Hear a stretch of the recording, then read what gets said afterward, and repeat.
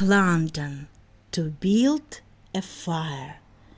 The man walked down the trail on a cold grey day.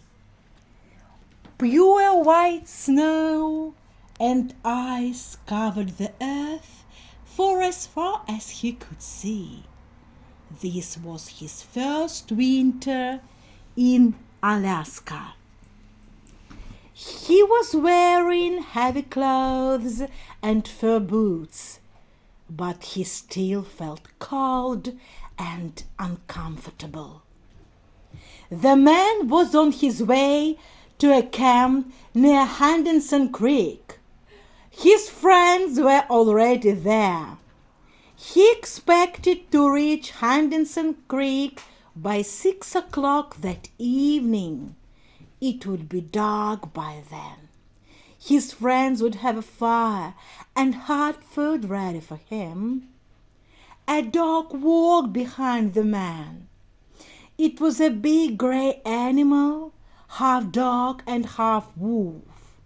The dog did not like the extreme cold.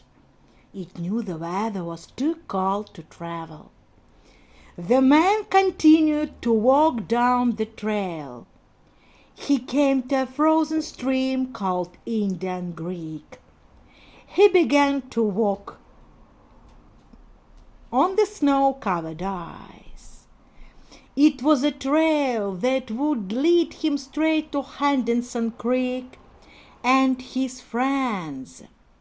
As he walked, he looked carefully at the ice in front of him. Once he stopped suddenly and then walked around a part of the frozen stream. He saw that an underground spring flowed under the ice at that spot. It made the ice thin. If he stepped there, he might break through the ice into a pool of water. To get his boots wet in such cold weather might kill him. His feet would turn to ice quickly. He could freeze to death.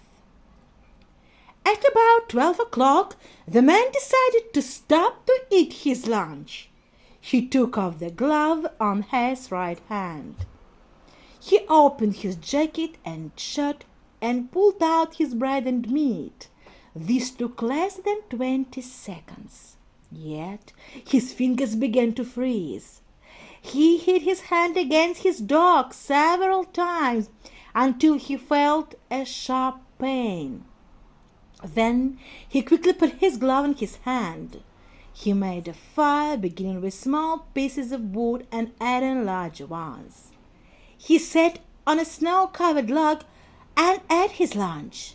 He enjoyed the warm fire for a few minutes. Then he stood up and started walking on the frozen stream again. A half-hour later, it happened. At a place where the snow seemed very solid, the ice broke. The man's feet sank into the water. It was not deep, but his legs got wet to their knees. The man was angry. The accident would delay his arrival at the camp. He would have to build a fire now to dry his clothes and boots. He walked over to some small trees. They were covered with snow. In their branches were pieces of dry grass and wood left by flood waters earlier in the year. He put several large pieces of wood on the snow under one of the trees. On top of the wood, he put some grass and dry branches. He pulled off his gloves, took out his matches, and lighted the fire. He fed the young flame with more wood. As the fire grew, he gave it larger pieces of wood. He worked slowly and carefully. At 60 degrees below zero, a man with wet feet must not fail in his first attempt to build a fire. While he was walking, his blood had kept all parts of his body warm. Now that he had stopped, cold was forcing his blood to withdraw deeper into his body. His wet feet had frozen. He could not feel his fingers. His nose was frozen too. The skin all over his body felt cold. Now, however, his fire was beginning to burn more strongly. He was safe. He sat under the tree and thought of the old man in Fairbanks. Yet there he was. He had had an accident. He was alone, and he had saved himself. He had built a fire. Those old men were weak, he thought. A real man could travel alone. If a man stayed calm, he would be all right. The man's boots were covered with ice. The strings on his boots were as hard as steel. He would have to cut them with his knife. He leaned back against the tree to take out his knife. Suddenly, without warning, a heavy mass of snow dropped down. His movement had shaken the young tree only a tiny bit, but it was enough to cause the branches of the tree to drop their heavy load. The man was shocked. He sat and looked at the place where the fire had been. The old man had been right, he thought. If he had another man with him, he would not be in any danger now. The other man could build the fire.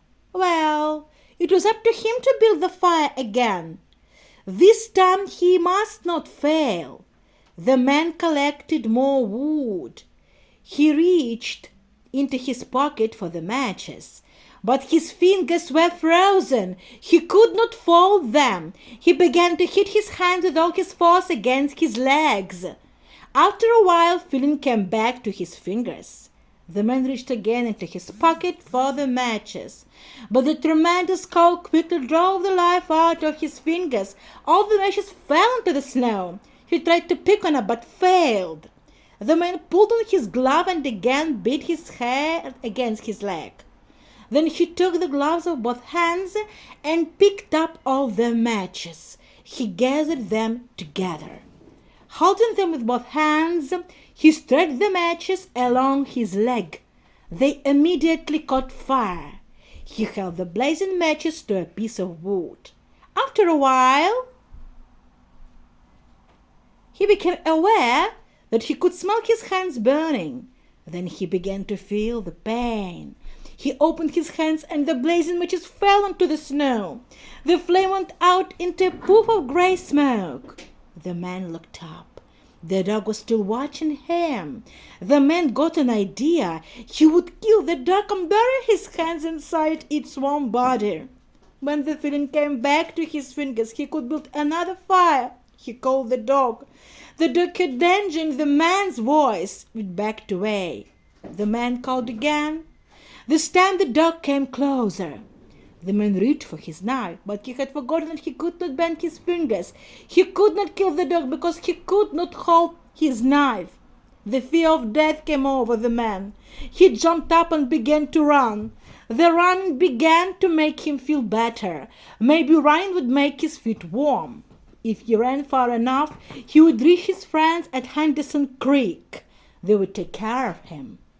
It was strange to run and not feel his feet while they hit the ground. He fell several times. He decided to rest a while. As he lay in the snow, he noted that he was not shaken. He couldn't feel his nose or fingers or feet. Yet he was feeling quite warm and comfortable. He realized he was going to die. Well, he decided he might as well take it like a man. There were worse ways to die. The man closed his eyes and floated into the most comfortable sleep he had ever known. The dog sat facing him, waiting.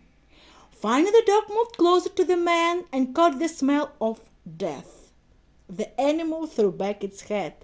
It let out a long soft cry to the cold stars in the black sky, and then it turned and ran toward Henderson Creek, where it knew there was food and a fire.